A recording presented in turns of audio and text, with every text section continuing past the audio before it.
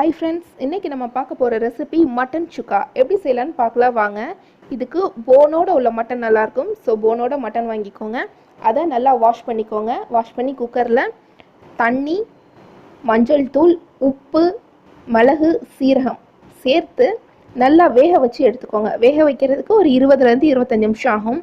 அதுக்கப்புறம் ஒரு வானொலியில் நல்லெண்ணெய் ஹீட் பண்ணி சோம்பு தாளிச்சுக்கோங்க. சோம்பு நல்லா பொரிஞ்சதுக்கப்புறம் 4-5 வரமிளகா, அதாவது காஞ்ச மிளகா போட்டு நல்லா தாளிச்சிட்டு இது கூடயே வெங்காயமும் சேர்த்துக்கோங்க.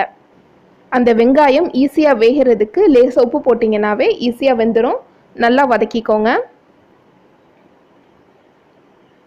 மட்டன் வெந்த தண்ணியை நீங்கள் சூப்பாக கூட யூஸ் பண்ணிக்கலாம், ரொம்ப நல்லாயிருக்கும். இப்போது வீட்டில் அரைச்சி வச்ச சில்லி பவுடர் இருக்கும், சில்லி பவுடர் யூஸ் பண்ணுங்கள். வீட்டில் அரைச்சதுன்னா இன்னும் டேஸ்ட் ரொம்ப நல்லாயிருக்கும். 2 ஸ்பூன் சில்லி பவுடர் யூஸ் பண்ணிக்கோங்க. ரொம்ப நேரம் வதக்க விட்டுறாதீங்க. அதோட பச்சை வாசனை தான் போகணுமே தவிர ரொம்ப கருகுனதுக்கப்புறம் ஆகிடக்கூடாது. நல்லா வதக்கணும்னா அந்த ஃப்ளேவர், அந்த கலர் நல்லா டார்க் ரெட் கலராக வரும்.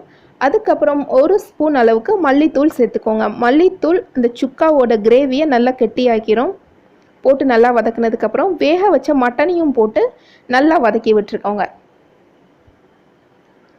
மட்டன் ட்ரை ஆகிற வரைக்கும் சிம்மில் வச்சு ஒரு 10 நிமிஷம் வேக வச்சு எடுத்திங்கனாவே சுவையான மட்டன் சுக்கா ரெடி.